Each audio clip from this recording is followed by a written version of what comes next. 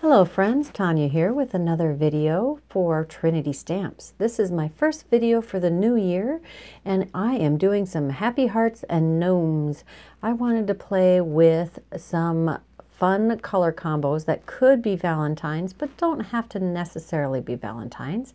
I've got salvaged patina, spun sugar, abandoned coral, and candied apple here to play with, and I'm going to ink blend these on, it's going to be more than one panel, but I'm only going to show you this one. I'm going to blend these on 8.5 by 4-inch panels, and I'm going to be making a slimline card with some motion. I'm just going to go through and ink blend these and get them nicely and smoothly blended, which worked much better after I re-inked my ink pads. Some of them were getting quite dry, and it really pays to re-ink sometimes. I really enjoyed how the abandoned coral and the candied apple blended together. And I'm going to pull out this older die set called, what the heck is that called? Slimline Surprises. It's got two different ways you can use it, or two different motion characteristics. This particular one, excuse me, slides up to reveal the panel below it, and this piece attaches to the back of that flap and is the moving mechanism, plus it is decorative.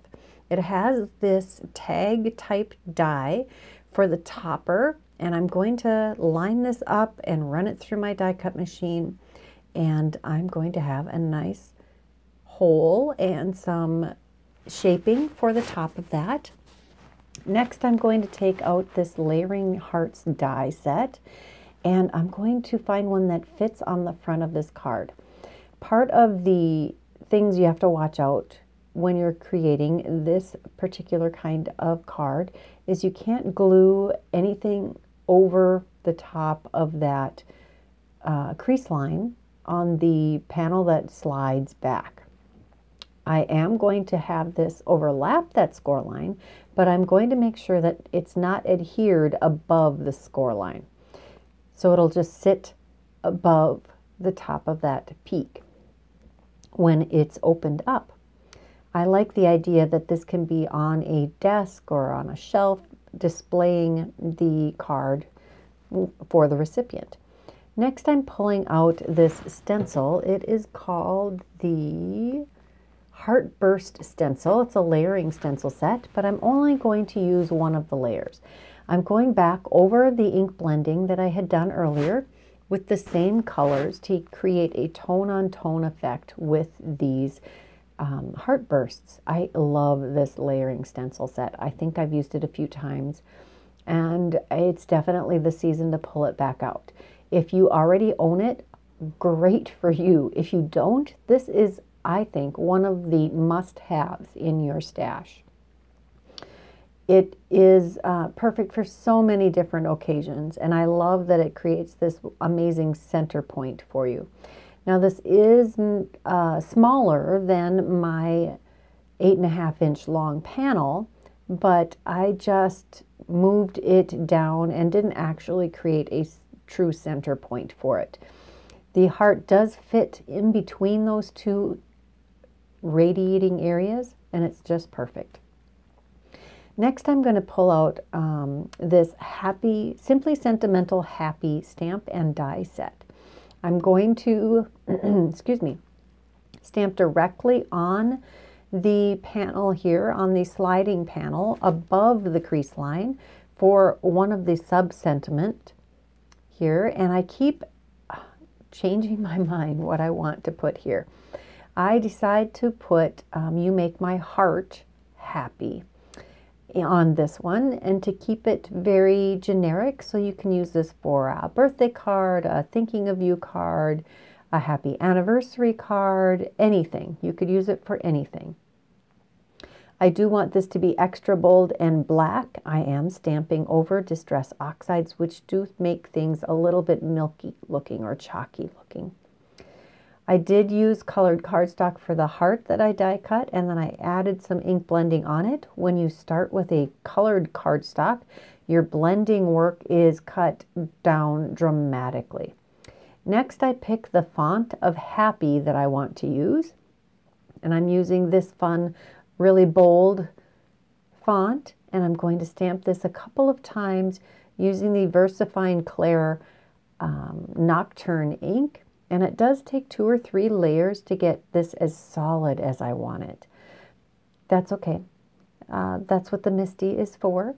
And I am going to use some of this Sparkle Clear embossing powder. This happens to be Fairy Dust from Brutus Monroe. I'm going to heat set that, and I love the shine and whimsical detail that this Fairy Dust adds to your image. And the VersaFine Clair ink is perfect for this because it is a pigment ink. Gorgeous.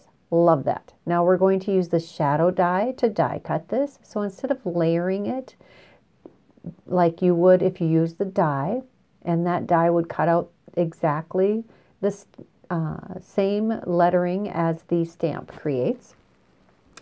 And in this case, I'm just, again, using the shadow to die cut the stamped word. I love that this is how the stamp and die set was created. It adds so much versatility. Next, I'm going to take this darling little gnome from the Joyful Heart stamp set that came out last year. I'm going to use some Copic friendly ink. This is Hero Arts Intense Black ink. You could use the Atelier ink on 3 Paint It Black. You could use that one, but it has a little bit of a brown undertone and I didn't want that. Now I sped this up, I think it's 8 times, so it's super fast. It only took me about 5 minutes maybe to create this or to color this little gnome because he's honestly mostly beard and hat. I'm just using various reds. I'm using some warm grays for his beard.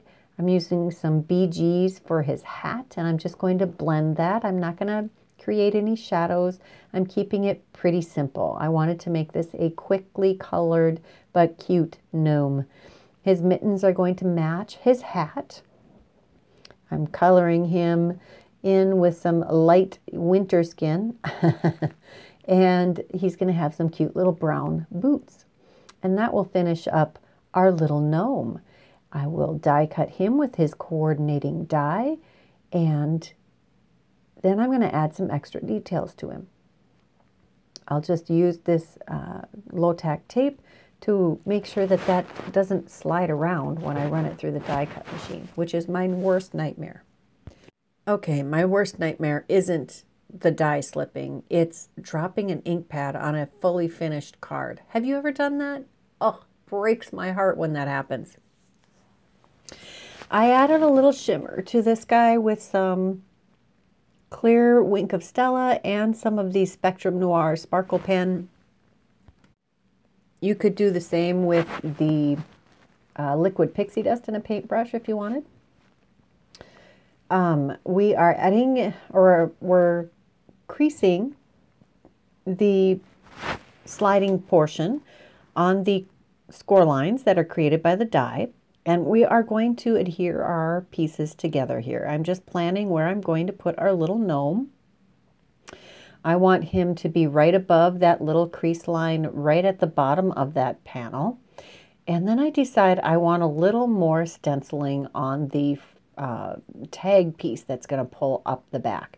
And I went right on there with some of the Abandoned Coral, I think. I think that's the Abandoned Coral. Yes. Because I wanted those hearts to be a little more bold on this. Then I am trying to figure out what I would like it to say up on top. And I ultimately go with as many of the happies as I can fit on there. Some of them are a little too wide. So any of them that will fit across this panel width-wise, I'm going to put on the panel. I do decide to alternate the bold with the scripty, and I line these all up in my Misty, and I'm going to use the VersaFine Clair ink again to stamp these on the tag that we're going to pull up. I do think I stamped it twice, but I really could have got away with just once because it took forever for that to dry. You could put embossing on that, but I didn't want to risk warping the paper because if it was warped, it would be harder to slide. I do add the same style, or I do add more stenciling to the inside that will show after the slider motion is pulled. And then I also decide to stencil the rainbow, or not the window, the same color combo on the inside of the card. I flipped over my Misty, put a piece of scrap paper down, and used my magnets to hold the stencil and the card base steady while I am ink blending. This is one of my favorite techniques, another way to get more use out of your existing tools. There is a Make It station. I think it's the Wendy Vecchi Make It station that is a grid that has magnets that hold your stencils down, and that's pretty awesome. But this is what I have, and I don't have to buy anything extra. So I flip over our slider panel, and I make sure to get this centered and lined up with the edge of that piece that's going to pull up. And I add that with a little bit of glue just on the tab area. You'll be able to tell where that is. And I'm going to take these slivers of coaster blank to add just a little bit of dimension so that this slider will work perfectly. I have tried this without the extra dimension around it, but it didn't slide as well. So this is how I make these slider cards again. Now I'm going to adhere that to this panel that I cut to 3.5 by 8.5 inches, and that's the piece that I stenciled a little bit of the Heartburst on the bottom portion. And then we'll take and glue this to a piece of, or excuse me, the front of a slimline card. There is our fun slider piece. I am going to add a little string to that top because it makes it a lot easier to work this card. And I found some red and white baker's twine in my stash that goes perfect with this card. Here we're going to adhere that to the card base. It's just a piece of heavyweight white cardstock. I think it's a 110 pound Nina Solar white, and it's cut to 7 by 8.5 and scored at 3.5 inches to create this slimline card. I added a little bit of coaster blank behind my little gnome because he needs to be raised up just a little bit. That helps me let him overlap towards the right edge of the card.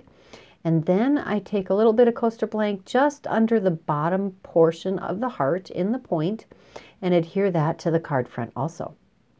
The happy gets a little bit of coaster blank behind it also, because if you're going to create a 3D card, you may as well go all out. So here we are. You see the hidden sentiment and the sentiment that's on the front. And then if you wanted, you can even add some extra sentiment to the inside of that slider. Next, I pull out the Tic Tac Jelly Drop Heart Mix in white. And this has 3 different sizes of hearts. These are adorable. I've had them in my stash since last year, and I don't know why I haven't used them yet. They are so stinking cute. They do come in many colors, and I have this color, and I have black, and I think I have some red also. I might have to get some more colors. The red I have might not have the 3 different sizes, so it might not be Trinity stamps. Check that out in the store. I'll have those linked in the description box below the video. There is the card as it opens and closes. What do you think? What occasion do you think you would give this card for? And what was your favorite part of this card? If you like this video, please give it a thumbs up. If you haven't subscribed to this channel, please take a moment to do that now. I wouldn't want you to miss any other of our fantastic videos. If you are interested in any of the supplies I used today, check that description box below. And here are a couple more videos I thought you might enjoy. Until next time, bye-bye.